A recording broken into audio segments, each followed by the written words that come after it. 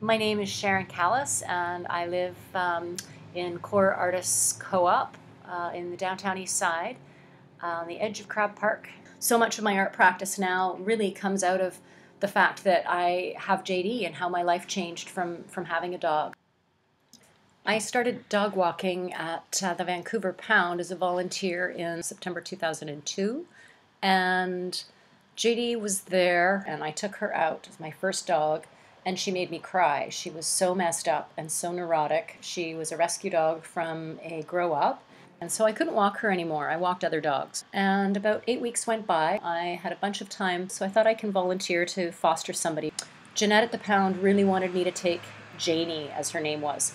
And I didn't want anything to do with Janie because she was too messed up. And Jeanette encouraged me to take her out for a walk. I did. I realized how much the volunteers had done to really help her out, and thought, okay, I'll take Janie home.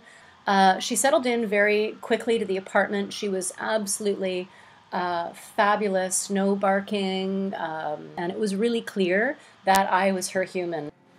I was offered a job full time for a few months, and I needed to get somebody to assist with JD, and so I asked a friend if he'd help out and just take JD to the studio in the afternoon.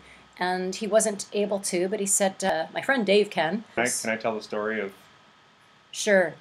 so the other side of this is me getting a call, and he says, Davey, I got a part-time job for you because I know you're desperate for cash, and it's dog walking.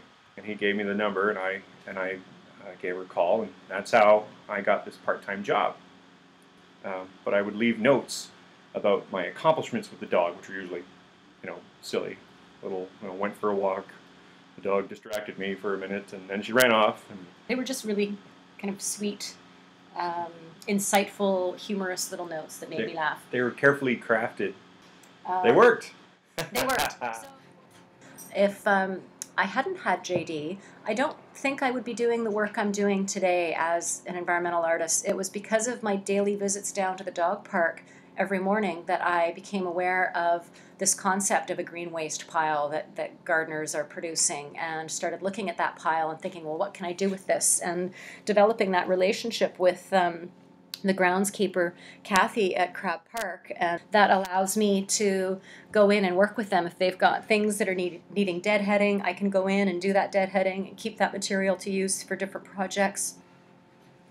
It's really interesting to see how those ripples happen, and that one event of volunteering to be a dog walker has led to meeting my life mate and making the art that I'm making, and even the community that I have. So many of the people in the downtown east side community that I know are people I know because I have a dog, and that's been a huge part of how my life has evolved in the 11 years that I've lived in this neighborhood. JD is a huge part in how I relate to this place and how I know the people around me here.